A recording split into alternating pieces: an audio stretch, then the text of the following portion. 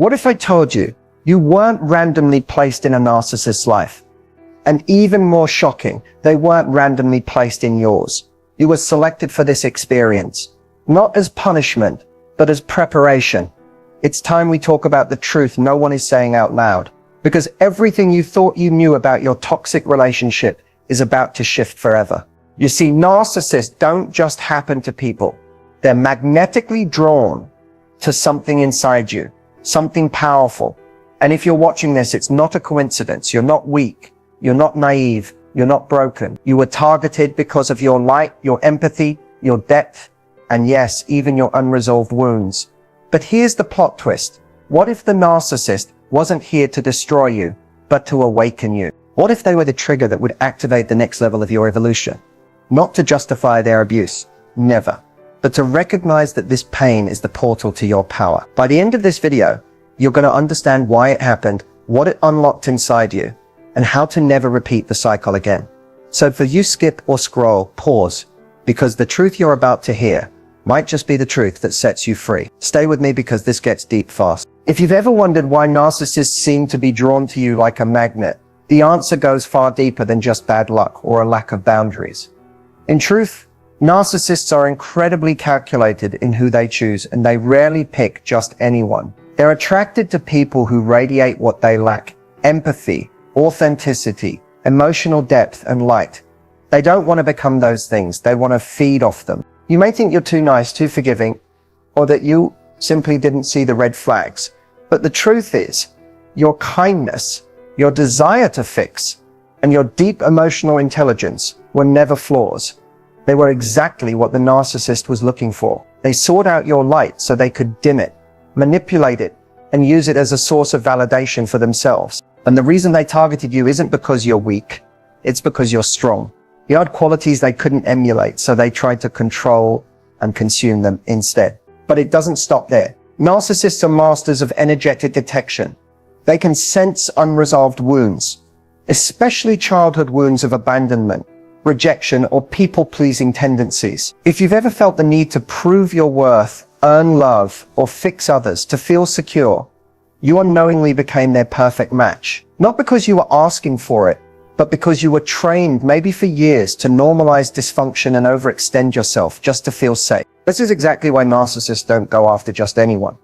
They avoid people with rigid boundaries, low tolerance for manipulation, or who don't seek external validation. But someone who's deeply empathetic and still learning to honor their own needs, that's a prime target. And here's where the deeper spiritual truth kicks in. Sometimes we attract what reflects the parts of us that still need healing. The narcissist often mirrors back the pain we haven't yet dealt with, the part of us that still thinks love must be earned, or that being chosen means being good enough. It's a hard truth, but a powerful one. Because once you see the pattern, you can break it. You stop blaming yourself. You stop thinking you were too emotional, too loyal, too naive, and you start realizing you were just tuned into survival mode, trying to give love in hopes that someone would finally give it back. But narcissists don't operate on reciprocity. They operate on control. And now you know that. Understanding why you were targeted is not about assigning shame. It's about reclaiming power. You were chosen because you're the type of person who can rise, someone who learns, heals, and transforms. And once you step into that awareness, you become untouchable, not because narcissists disappear, but because your energy no longer matches what they feed on. Keep watching, because now that you know why they came into your life, it's time to understand what they were meant to teach you. There comes a point in your healing where you stop asking, why did they do this to me? And you start asking something far more powerful. What was this here to awaken in me? That's the doorway to real transformation. And as hard as it may be to believe right now, the pain you experienced wasn't just chaos. It had a deeper purpose. Not a purpose to justify abuse, but a purpose that can liberate you if you're willing to look at it from a higher perspective. When you cross paths with a narcissist, it often feels like your life has been hijacked. You lose your sense of identity. You question your reality, your confidence, your voice, your truth.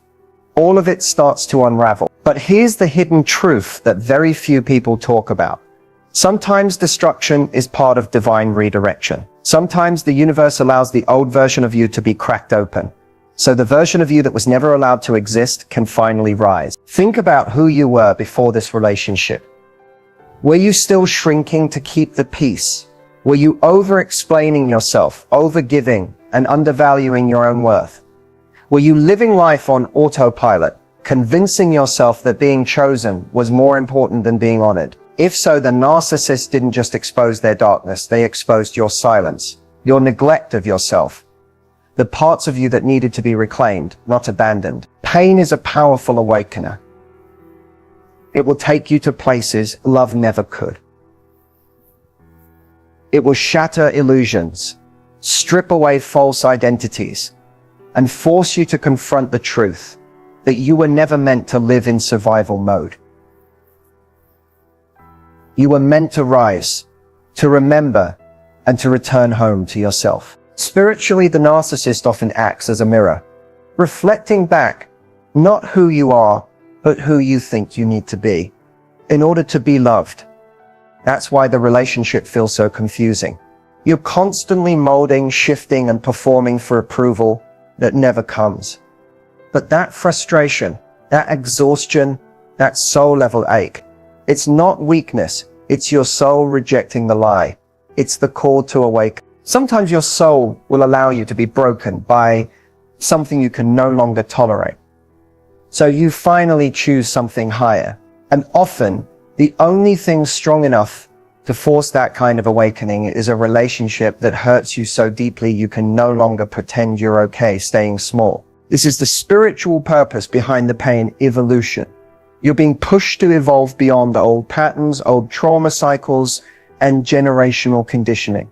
You're being asked to break contracts that were never yours to carry. You're being guided toward a new way of living, where love isn't earned through suffering, but received freely in alignment with your truth. And once you start to see this clearly, something incredible happens.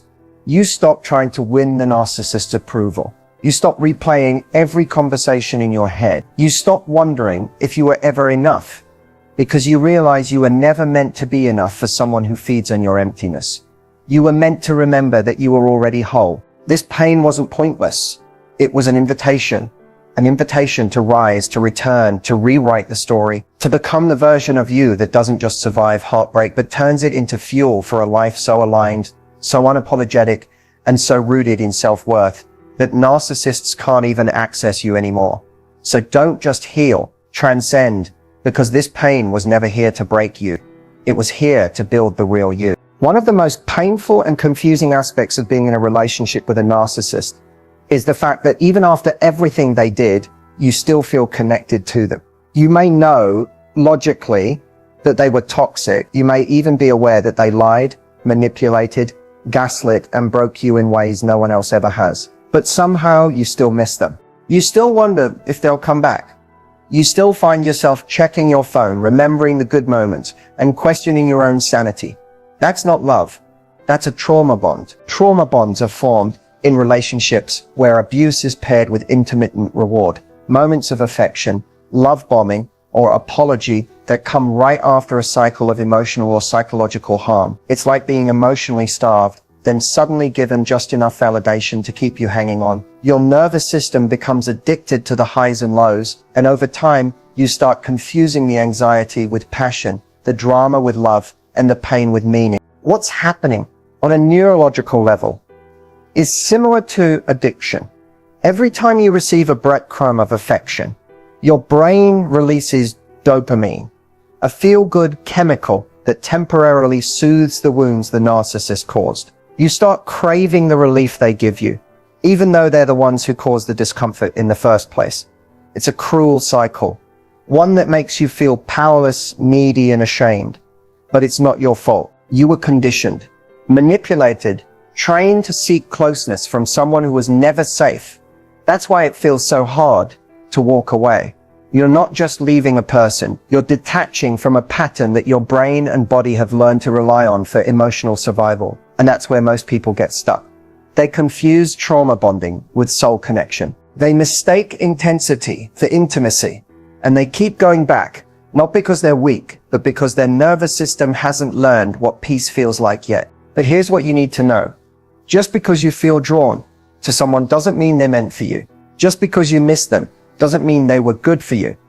And just because walking away hurts doesn't mean you're doing the wrong thing. In fact, if it feels like withdrawal, that's exactly how you know it's a trauma bond, not love. Healing from this kind of connection requires radical self-awareness and compassion.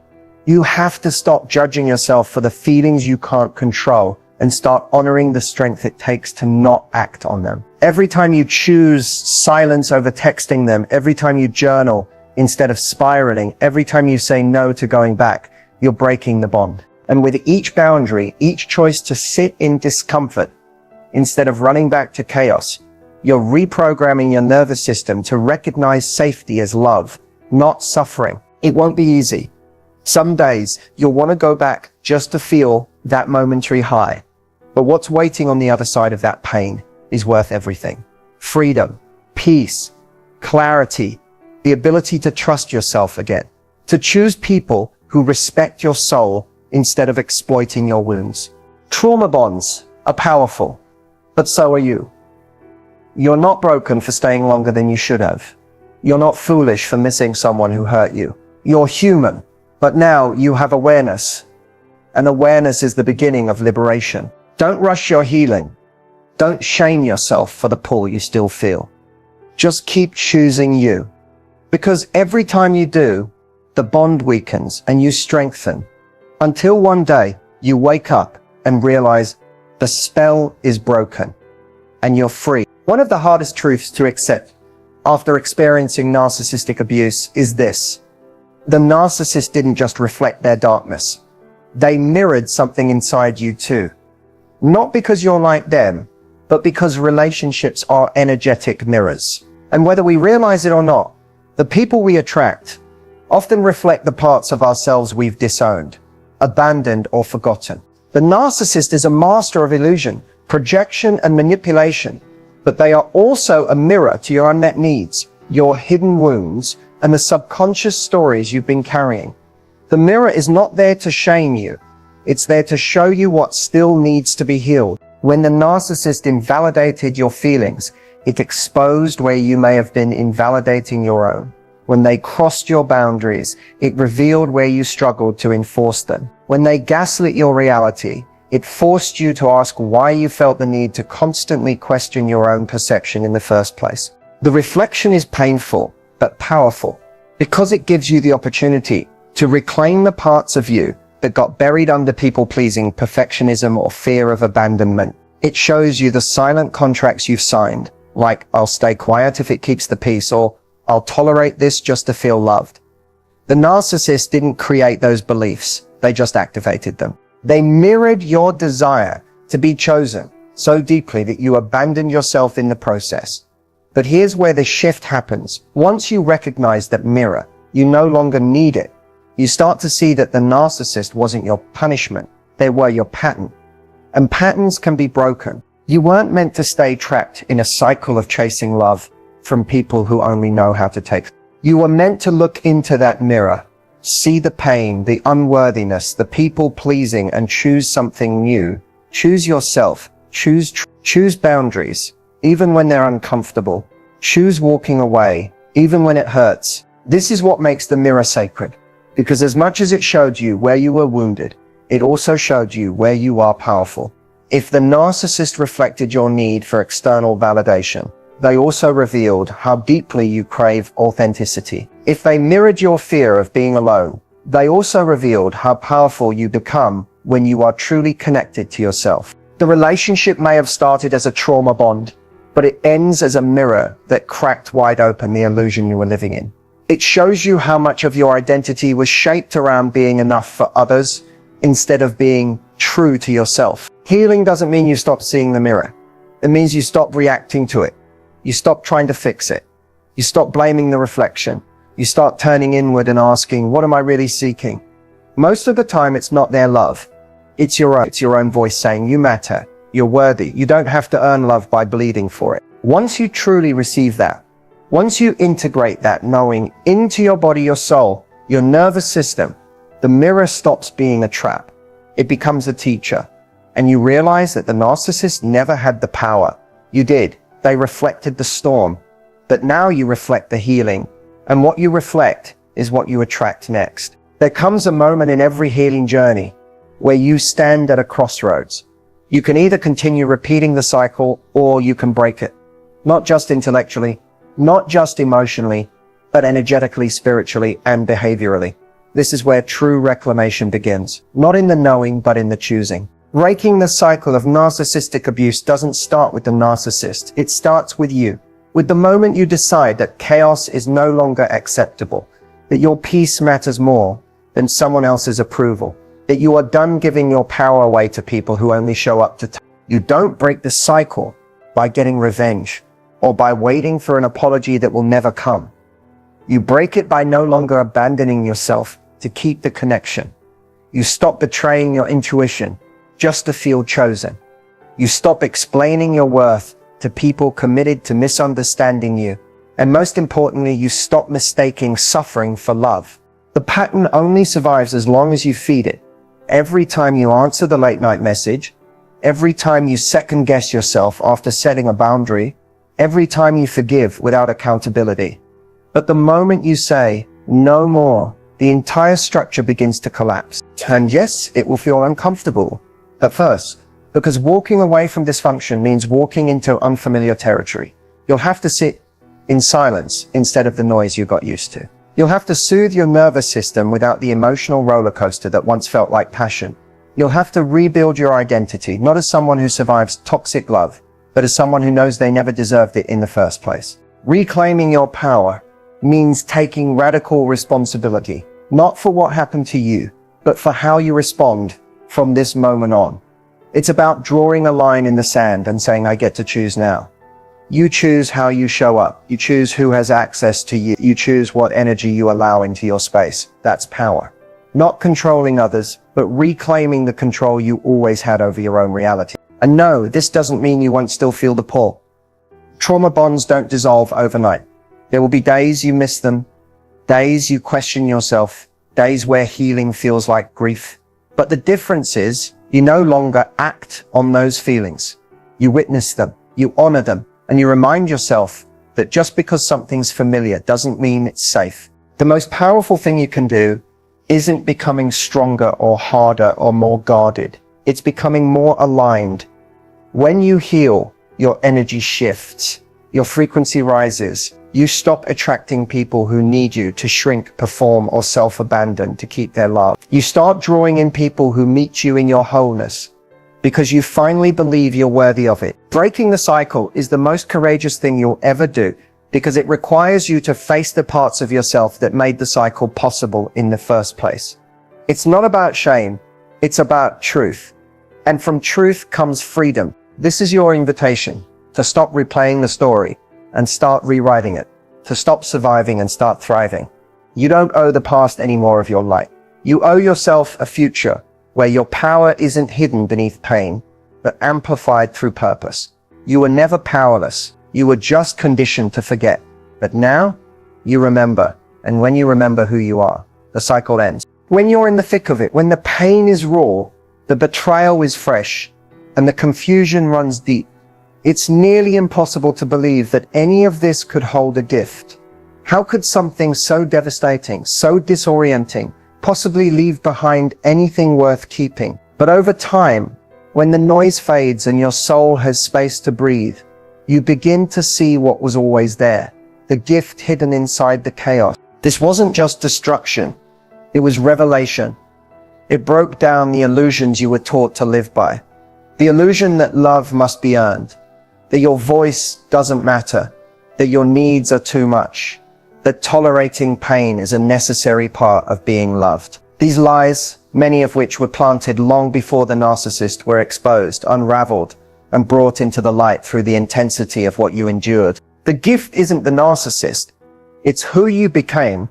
Despite them, you emerged with sharper intuition, a deeper connection to your inner voice, a new level of emotional intelligence that can't be taught in books, only earned through experience. You learn what manipulation feels like, how gaslighting distorts reality, and most importantly, how to trust yourself again. That's something most people spend their entire lives avoiding.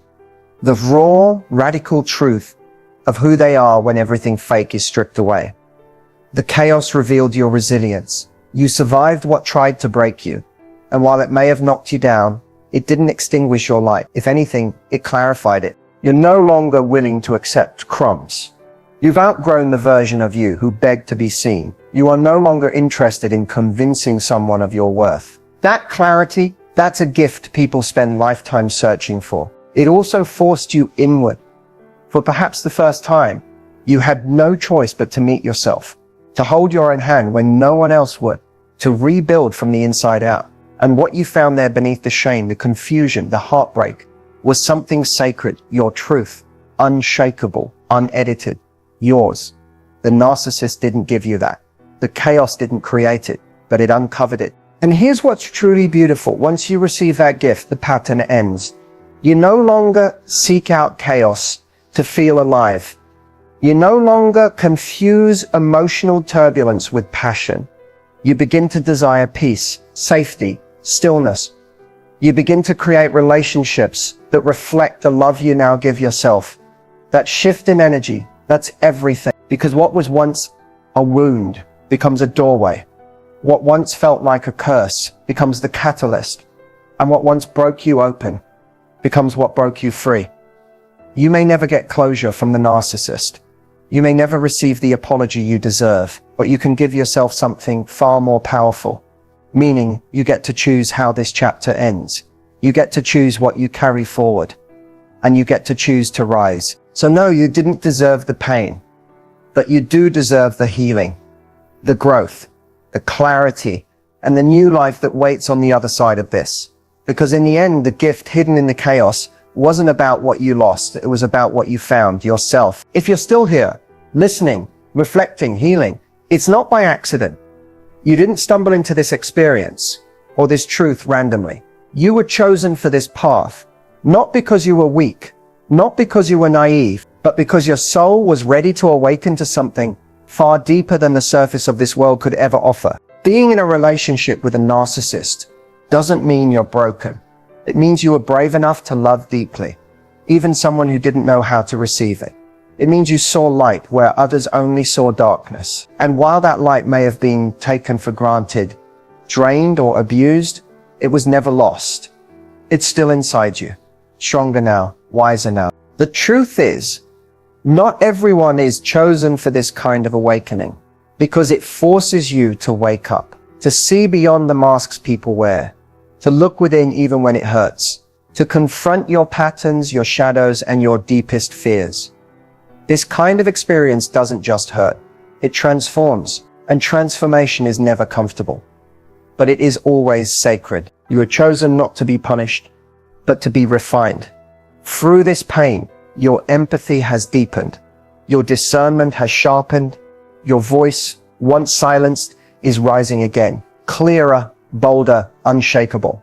You've been cracked open, not to fall apart, but to let the light in, the same light that will now guide others out of the dark. You are not just a survivor of this story, you are the alchemist of it. You've turned pain into purpose, confusion into clarity, and heartbreak into healing. That is no small thing. That is a spiritual victory. So if no one has told you lately, I see you, I honor the road you've walked, and I need you to remember this. You were never meant to stay broken. You were meant to break free, and now you finally are. This isn't the end. This is your becoming.